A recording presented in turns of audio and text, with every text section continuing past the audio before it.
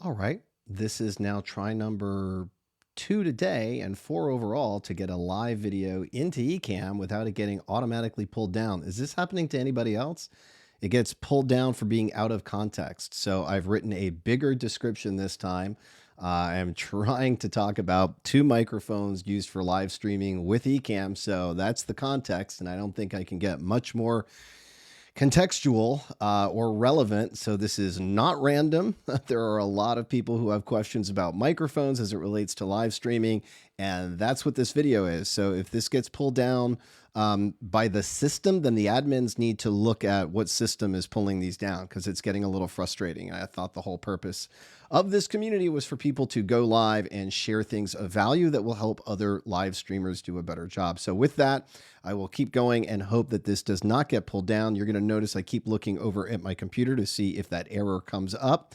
So hopefully, it's a weird thing. I don't know, again, if this is happening to you guys. It seems to be automatic, where some sort of algorithm says that there's no context to this video and it just gets shut down and then gets deleted. So I don't know if that's an admin that's doing that or some sort of algorithm, but we need to figure that system out because it sucks. Okay.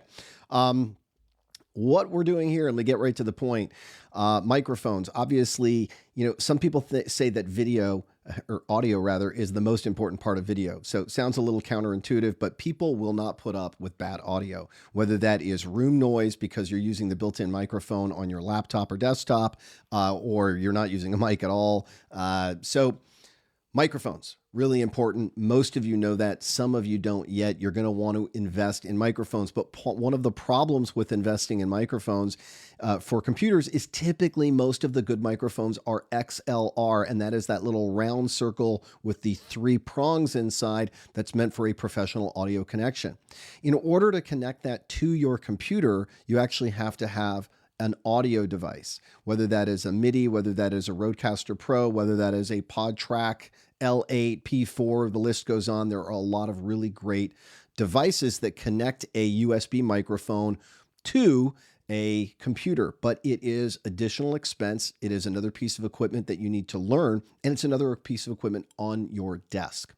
So for me, when I was creating my set look that you can see here, I was looking not to have yet another piece of equipment on my desk. So I was actually looking for a USB mic. Now, a lot of live streamers, they kind of poo-poo on USB mics because they're not considered professional. But the technology for USB mics is changing in a big way, and I'm going to talk about 2 of them today. These are 2 of the mics right here. They are both USB. You can see that this one looks just like a Shure SM7B, but this is a Shure MV-7. So it is basically the form factor of the SM7B with some different technology inside. It is both USB and XLR. So it gives you that flexibility. Now, there are some really great microphone reviewers out there. I think one guy's name is Podcast Stage. Anyway, he's great. Goes really in depth. Maybe I'll find a link and put it in the post. But he actually thought it's possible that the sound was better coming off the USB connection instead of the XLR, which would be really, really strange. So right now I'm talking to the Shure MV-7. Again, this is Shure's new USB microphone. That means it connects directly into my computer and requires no additional connection. So what I want to do now is I'm going to show you a little bit about how it sets up with some technology that it comes with on the computer. So let's take a look at my screen really quickly.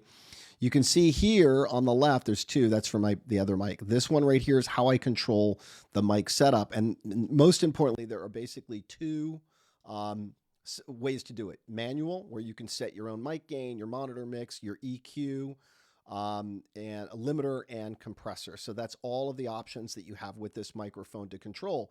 But the auto level is really interesting because it allows you to pick whether or not you are in a near position or a far position, and it will automatically adjust the gain for you.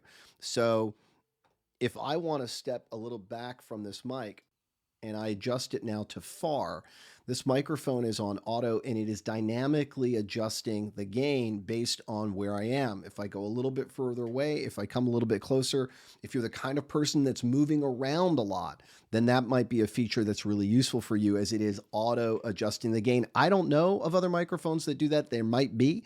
This is the first microphone I know that's auto adjusting the gain and also setting whether or not I am far away from that mic, or in this case, close to the mic.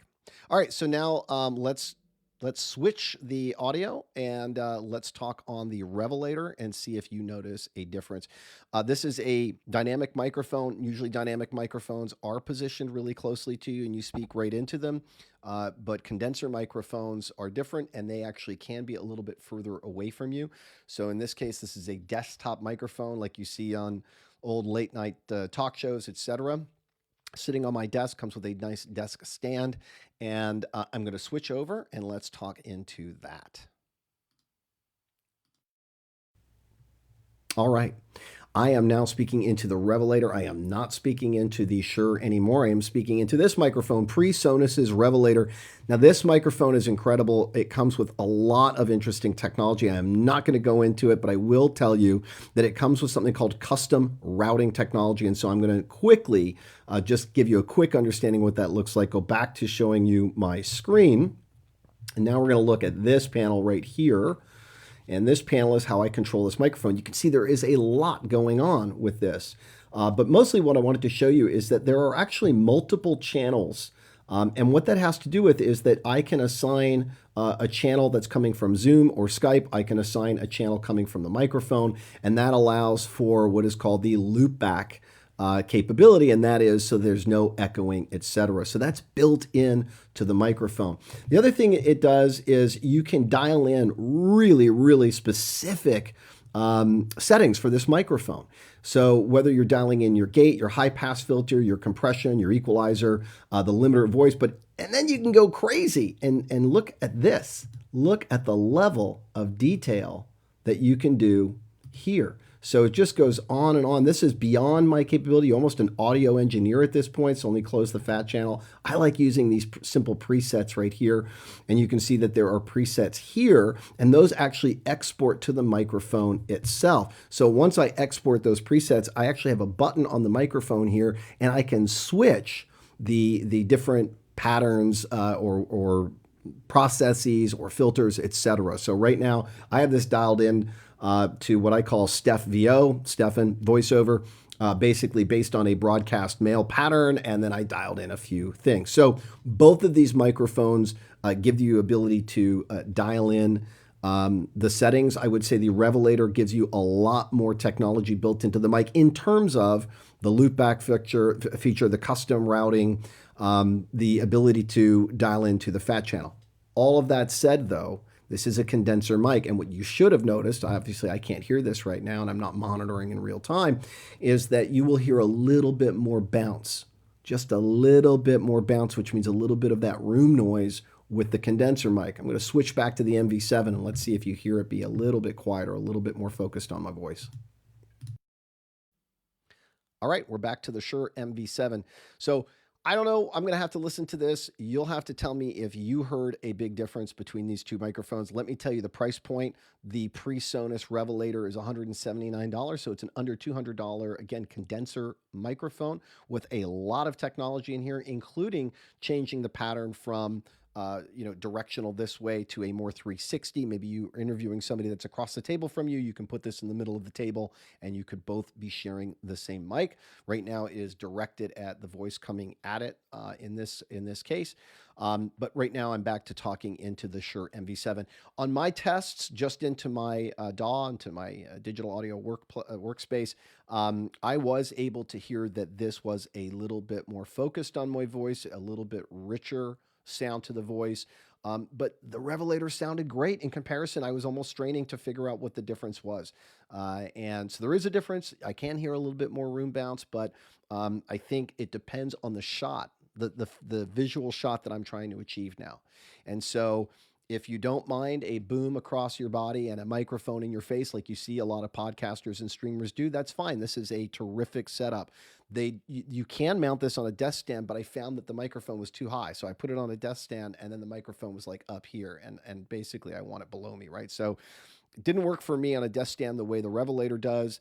I don't know if I don't love this kind of big boom arm coming across the thing, but that might not be an issue for you, or you might have another way to set up the microphone.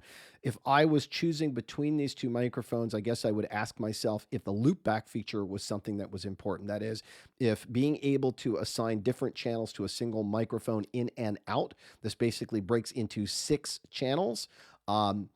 And again, I can assign Skype, and I can assign my phone. I can create all of these different channels with a virtual mixer, So I don't need the the Rodecaster Pro or any of these podcasting interfaces, because I can do it virtually. So it's a $179 microphone, and I basically can accomplish a lot. Other than the sound banks and so forth, I can accomplish a lot that you could with a audio device. So that's it. That is my quick USB microphone video for you guys. I also want to tell you there's one other USB microphone that I am looking to try and buy.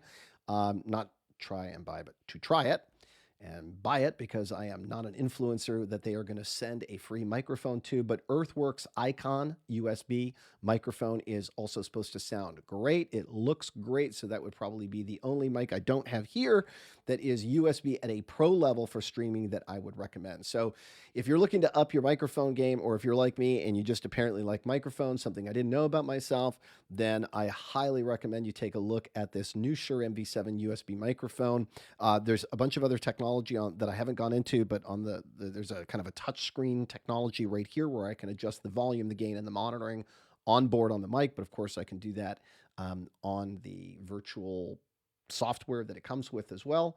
I love both of these microphones for different reasons. So again, depending on the shot that I want, if I am looking for that kind of late night guest interview on my desk shot, I like this microphone. Also like it for my meetings and stuff like that. If I'm going to do a podcast, though, where I know it is going to be audio only that they're listening to, I'm going to use the Shure MV-7. Really isolate that voice, give it a richer tone, and no bounce. So that's, I guess, what I would say is, from an audio perspective, the Shure MV-7 is probably just a little bit better. From a visual perspective of not having all this obstruction and way more technology and way more ability to dial in fine details, I like the Revelator. But again, it's a condenser mic. It's going to bring in some of that room noise. So if you have a more insulated room, the Revelator is probably perfect, and you wouldn't need this. Or you could go out and for less than $500 have both. All right, I hope you guys found that useful. And if you did, make some comments. If you have any questions, let me know. If you have a microphone that's USB that I haven't heard of, let me know, because again, I'm not looking to do an interface. I'm not looking to add a piece of tech to my desk. I just want really good mics that I can plug and play. So with that, I will wish you all a great Friday and a great weekend. I hope that this was valuable to someone out there. Take care.